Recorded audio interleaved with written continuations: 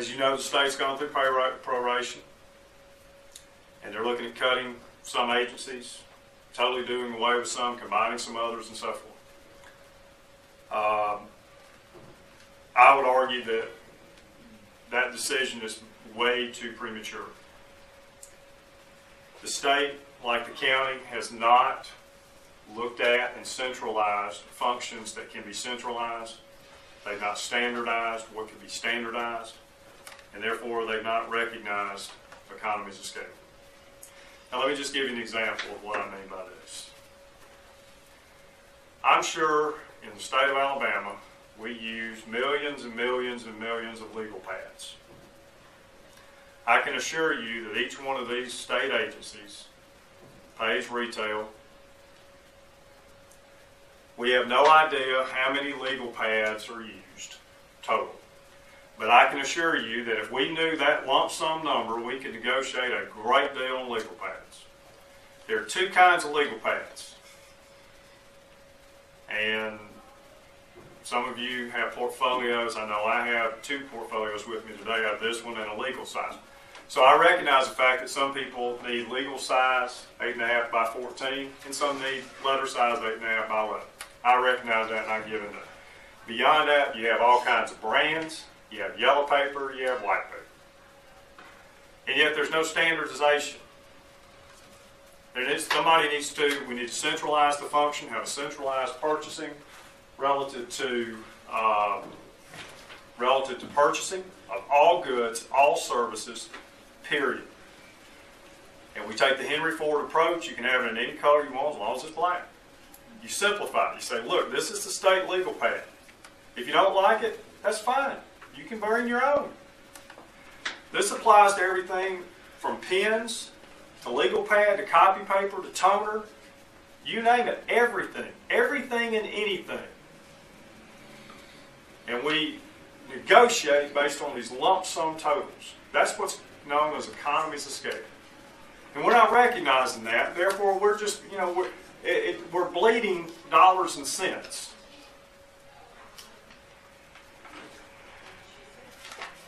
When you combine and do that, you combine your purchasing like that, and you negotiate based on this big, gigantic number, yes, what's known as collective bargaining. I like collective bargaining. And that gives you a strategic advantage.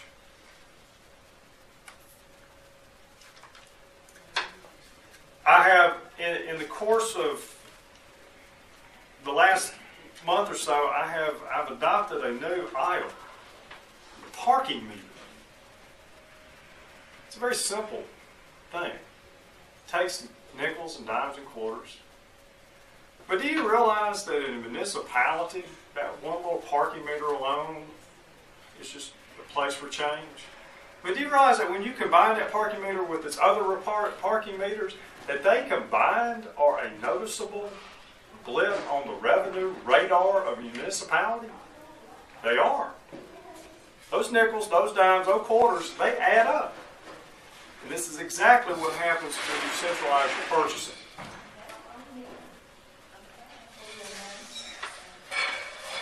In the end, those savings recognized through centralization and standardization may not be enough. So what's the next thing? We now have to look at ways to save money relative to wages. I've always taken an approach when it comes to the people aspect, the human part of the equation, of getting the board and management to commit to a pay cut, and then going to the employees and get them to commit to the same. I've also taken a biblical approach. The first will be last, the last will be first. Now by that I mean, the employees would get their pay restored first, and then and only then would management and the board get theirs restored. You do not hear that done in state government. You do not hear the governor, well in the case here you hear the governor say he's not going to take a pay cut, but you haven't heard anybody else, a lieutenant governor or anybody else, saying that they'll take a pay cut, and then being able to go to the employees and negotiate the same. But the legislature, the members of the House, the members of the Senate, they need to be on board with this as well. Now some people will say we can't, we just can't afford, it costs us, too much to serve. And I have no problem with that. There is no dishonor with having to resign because the job just doesn't pay enough. There's no dishonor in that. I would respect someone for doing that as opposed to doing something illegal and then being thrown in jail later on. The other part of the equation is mindset. Now, I'm speaking to a very friendly crowd here today of ladies, so I can use this example. A single mother will do whatever she has to do to take care of her family, take care of her children. And she will do whatever she has to do to get them a birthday gift or a Christmas present or whatever. You never hear a single mother griping, I don't have enough money. A single mother just finds a way to get it done. Well, we don't have that mentality in government. A single mother will go look on eBay to see what she can find. Have you guys ever heard of a government employee on the state level, on the federal level, on the local level, or anything checking on eBay to say what they could find something for? No, it's unheard of.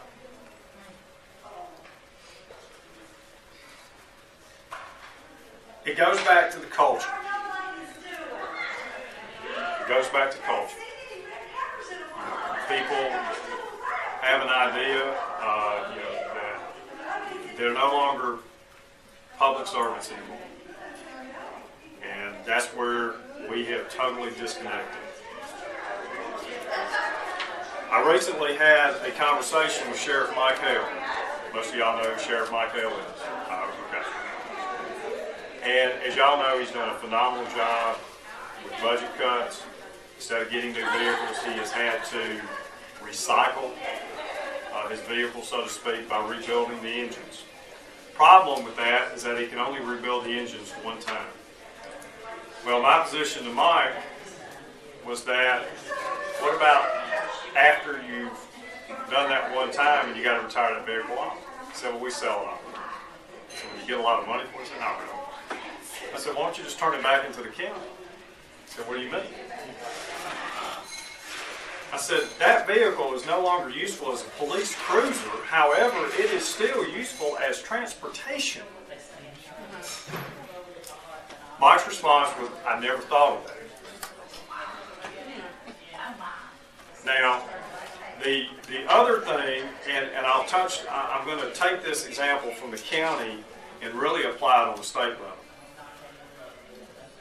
What that does, by doing that, is you bleed that car to death. You ride it till the wheels fall off. That's the way I do with my cars, for example. And on the state level, we want our police, and on our local level too, to have the best cars.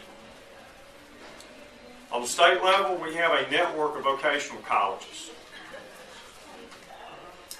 I would take state trooper vehicles when they are retired as police cruisers, send them to any one of the state vocational colleges. Those kids need stuff to work on to learn how to work on cars. And let them retrofit that car for transportation, take the sirens off and everything else. And introduce that car as transportation. Therefore, what we have just done is we have recycled that car. And we're going to reuse that vehicle. We're not utilizing all the tools at our disposal to save money and to eliminate spending dollars. One other thing that I did in the course of my business career is I centralized the accounting function. I did that for two reasons. I got tired of calling up my companies and saying, give me a report where we are. Well, we need to get back to you in a couple days. I said, okay, that's not good. So as a result, I centralized the accounting function. I took the accounting function away from the companies and centralized it. Then, I got my reports when I wanted them. And I had people specifically focused on doing accounting, entering invoices, collecting money, paying bills. Now, be very clear, the CEO of those companies were never taken out of the equation. They received the vendor invoices, they approved it. We had a purchase order system, so everything got matched up. Then once they got approved, came to our office, got entered. If the checks were generated, my signature would go on the checks, but that did not complete the circle. That CEO had to sign off on the checks too to make that check a valid entry. So there was no circumventing of the management. It was just streamlining the process so that information could be had. In addition to the fact that there was a money savings associated with this as well. As I indicated earlier, 180 plus agencies all have their own independent accounting. I've never been a big advocate of having people audit themselves. The accounting function across the state of Alabama should be centralized, and if you're going to audit an agency, you randomly pick the person to do the audit, not have it some assignment. That way you create a level of honesty so there's to hopefully do away with any impropriety. In the state of Alabama, that basically means you got 186 places to go look for impropriety versus having one place to go look. I'm not a smart guy, but I'd just much rather go to one place than have to go to a bunch of places.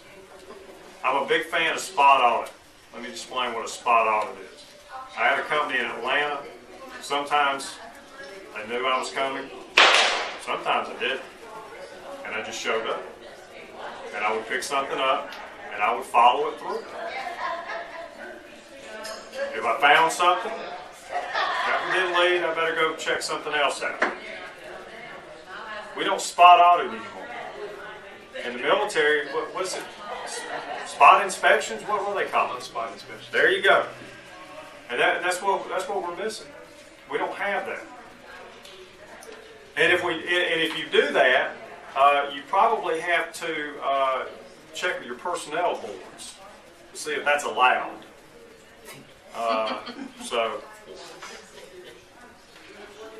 But we need to look inside before we start looking at cutting fees. And one of the best analogies I've come up with in the last day or two is a house that's on fire. We need to get more water through the hose, yet the hose has got a bunch of holes in it. So what's the solution to the problem? Send more water through it. That just means we're going to bleed more. And that's what we're doing. There is another thing that I have come up with that is so radical. It's not even Venus or Mars thinking. And I wrote an op-ed on this, and I was very disappointed that it did not get published. For those of you that don't know, Jefferson County has just approved to spend $50,000 for a turnaround firm to come tell them what they need to do.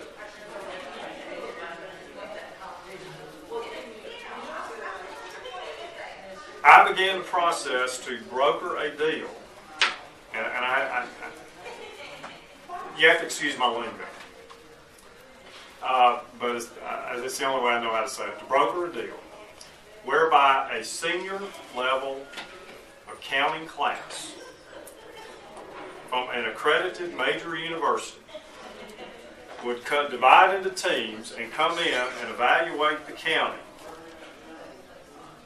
as a class project, turn it into a competition for zero. Just for the experience of getting practical experience, because you could get a PhD from Jefferson County, okay, folks?